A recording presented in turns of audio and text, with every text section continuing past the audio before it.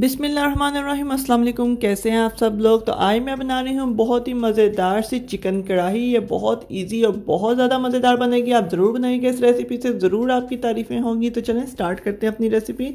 इसके लिए मैंने लिए हैं 2 अदद प्याज। इसको मैंने मीडियम गोल्डन ब्राउन सा फ्राई कर लेना है।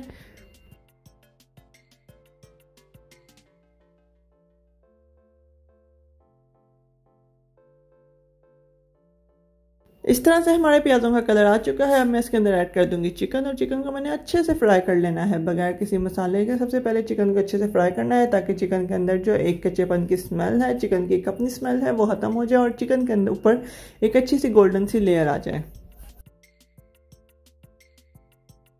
चिकन का कलर चेंज हो चुका है। अब मैं इसके अंदर ऐड कर रही हूँ लहसुन अदरक, और लहसुन अदरक को भी मैं साथ ही फ्राई कर लूँगी। इससे क्या होगा कि लहसुन अदरक की वजह से चिकन की स्मेल ख़त्म हो जाएगी और ये दोनों चीज़ें अच्छे से फ्राई हो जाएंगी।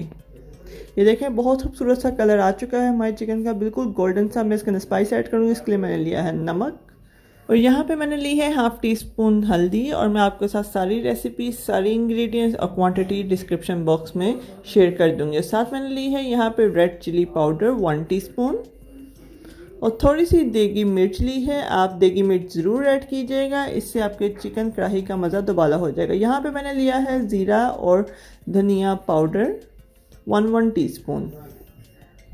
अब मैंने ऐड किया है इसके अंदर साबुत सफ़ेद ज़ीरा, और साथ ही मैंने लिया है थोड़ा सा काला ज़ीरा। काला ज़ीरा की खुशबू बहुत अच्छी होती है। तो ये सारी चीज़ें ऐड करने के बाद मैं इसको दोबारा से भून लूँगी। हमारा चिकन मसाला अच्छे से बनके रेडी हो गया है। अब मैंने इसके अंदर ऐड कर दिए हैं टमाटर, और ये सारा जो है चिकन मसाला ऑलमोस्ट मेरा 70% गल चुका है। बाकी 30% मैं इस टमाटर के रस के अंदर ही इसको गलाऊंगी, और बिल्कुल हाफ कप इसके अंदर पानी ऐड कर देना है। अब हम इसको सिर्फ 10 मिनट के लिए कवर होकर पकने रख देंगे।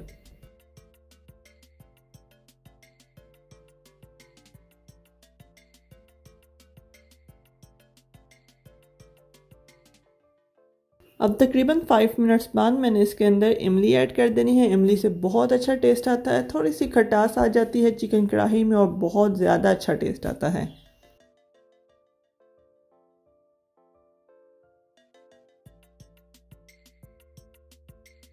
अब आप इसके अंदर ग्रीन चिली ऐड करें। ग्रीन चिली मैंने पहले ऐड नहीं की थी, क्योंकि ग्रीन चिली पकने के बाद उसका वो टेस्ट नहीं रहता जो एक कच्ची ग्रीन चिली का टेस्ट आता है। तो ये देखें तकरीबन 5 मिनट गुजरने के बाद मैंने इसके अंदर अब गरम मसाला ऐड कर दिया, और हमारी चिकन कढ़ाई बन के रेडी है। अब आप इसको गार्निश कर दें धनिया के साथ और मज़े से खाएं, बहुत मज़ा आएगा। आप ये रेसिपी ज़रूर ट्राई कीजिएगा, आपको ज़रूर। तो लाइक, शेयर एंड सब्सक्राइब। तब तक अपना ख्याल रखिएगा। मिलते हैं नेक्स्ट वीडियो में। अल्लाह हाफिज़।